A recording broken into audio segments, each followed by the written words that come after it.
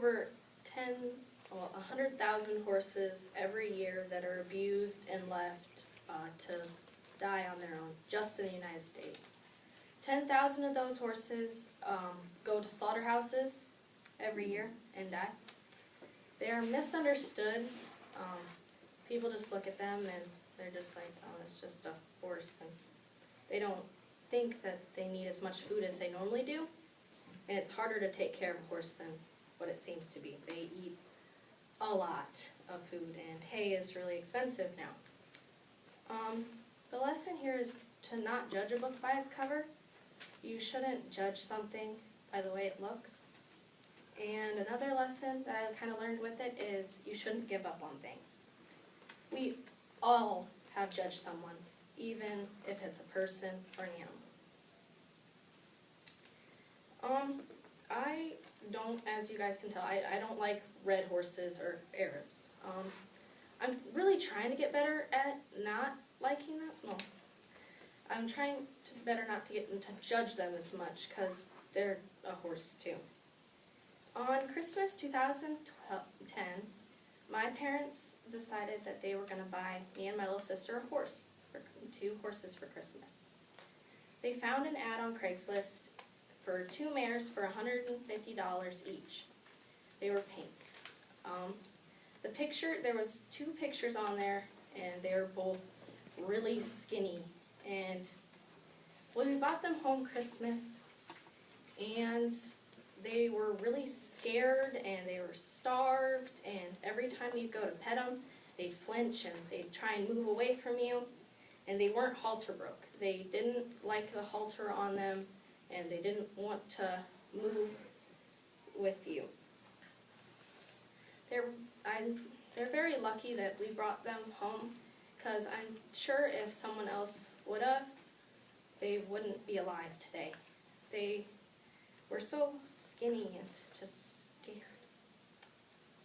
A few months after we brought them home, they started gaining weight fast. Well, by home I mean a farm 3 miles out of town. We board them with somebody else. To gain a horse's trust is really hard.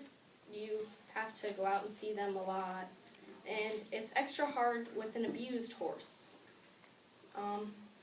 Since they're already scared of people, they don't want to be around you.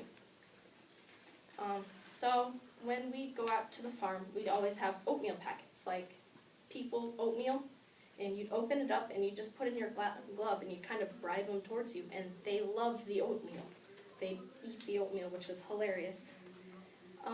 After a month of doing that and just getting them used to the halter and lead rope and being led around, we really gained trust pretty fast, which was kind of weird since they were abused and things.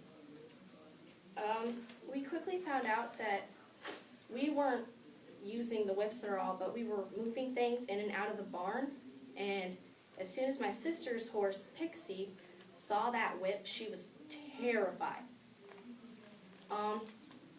We quickly learned that she was scared of whips, so we'd get her and we'd take the whip and we'd just rub her all over with the whip. It was called desensitizing. And after a few weeks of doing that, she decided, oh hey, this isn't going to hurt me. So after that, we put the whip away and we called it good. Now, we found out Farrah's fear of water about 2 months later when they were healthy again, that we could ride them. We started breaking them and just being real gentle, and it was a really slow process, but there was puddles in the driveway, and we were going, and she'd see those puddles. They were pretty big, and she'd just be terrified of them. She didn't want to go near puddles or anything. Like, oh, there's something wrong. She does not like water at all.